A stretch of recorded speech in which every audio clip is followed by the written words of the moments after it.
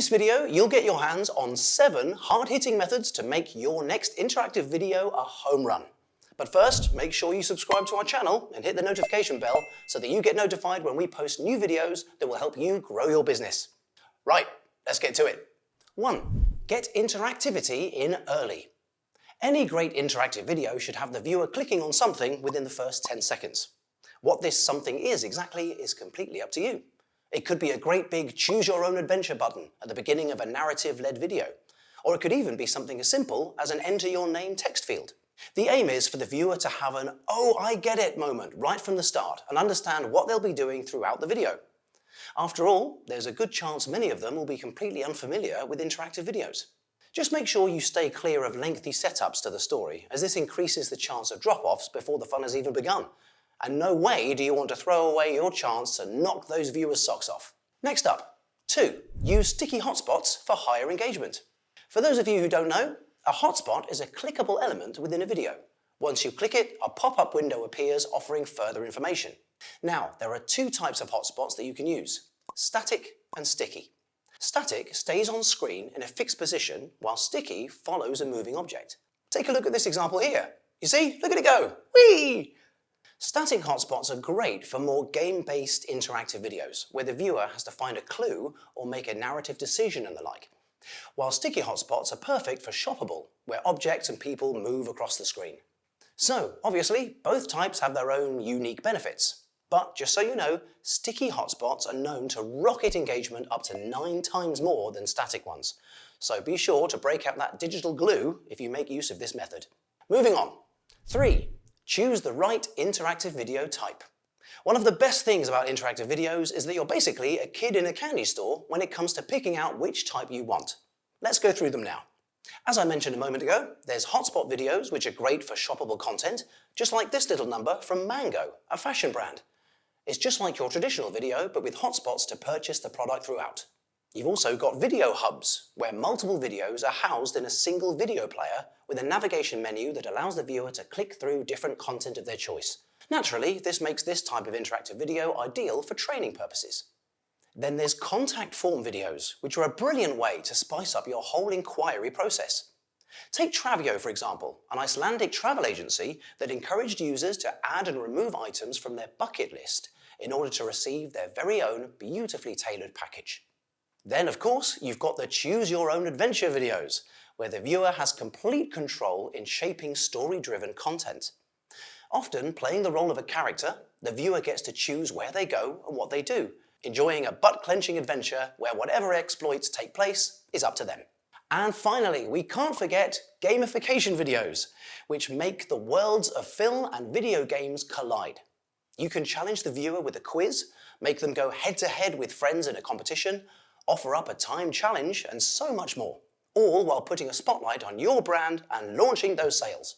So, before you dive into producing your next interactive video, make sure you know what's out there and what type of video best suits your needs. Now, let's talk about 4. Choose the right host. It's all very well and good launching an interactive video, but you'll need to find a host platform to build and showcase it on first. But don't go Googling just yet, because there are a couple of things you should consider when it comes to selecting that host. First, you need to make sure that there are no hosting limitations. Ask these questions.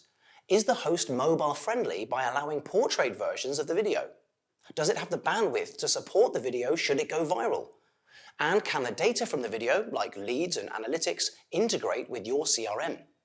Second, see which host best suits your requirements. For example, if you want to do the build by yourself, then check out Wirewax, which has pre-built templates so you can simply drag and drop the elements you want to build your video. And if you're more into e-learning, take a peek at Digma and H5P.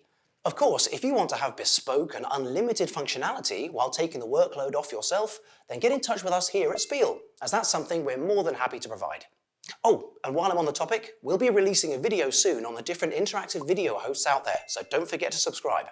Right, now that shameless plug is out of the way, let's move on to 5. Incorporate personalization. Now sure, interactive videos are already pretty personalized, seeing how they put the viewer in the driving seat, but that doesn't mean we can't shift it to an even higher gear. Get the viewer to enter their name at the beginning of the video, then refer to them by name throughout. Also, see if you can incorporate their preferences into the story. Do they prefer sweet or savory? Do they like to hit the club or the library? Ask them, then heighten the experience by including their selection and making them feel heard. Then, of course, you can use this data to inform your future marketing. All right, now let's have a look at 6. Consider social media limitations. Sad thing is, a lot of social media platforms simply don't allow for interactive video players. Why? Because they want people to use their native platforms, which have little to no interactivity. That's why you need to think about how you can instead use social media to push people towards your interactive videos. A solid strategy is to run social media posts and ads that offer snippets of your content, encouraging the viewer to click through to a dedicated landing where, huzzah, your interactive video is waiting for them like a plump Christmas turkey. That said, if you're planning to make a choose-your-own-adventure video without any other type of interactivity, you can easily pop it in YouTube and use its end cards. Luckily for you, we've just so happened to make a video on how to do this. Just click the link in the description below. Okay, now for 7. Use the try it again method to increase watch time. Most interactive videos tend to have many possible outcomes, especially choose-your-own-adventure ones. Naturally, this makes it very tempting for the viewer to go back and see what other cool stuff they might have missed out on. By adding a try again button that loops back to the beginning for another go, you allow that viewer to really scratch that itch. The result? A huge increase in the overall watch time of your video, and double the average time spent on your page when compared with regular old linear videos. And there you have it, 7 ways to crush your next interactive video. But as a reward for listening so intently, I'm going to go ahead and throw in another bonus tip. Choose a style that's easily editable.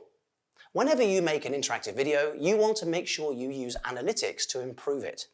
So, if this is your first time venturing into interactive video and you want to make use of analytics and testing, then you should consider a video style that is easily editable.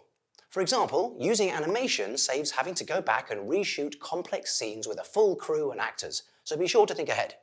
And that's that. Now you've got a great head start when it comes to producing your very own interactive video. If you're looking for more ideas on how to use interactive videos for your business, feel free to get in touch with our agency. And don't hesitate to share this video, like and subscribe. As for me, I'll see you next time. See ya!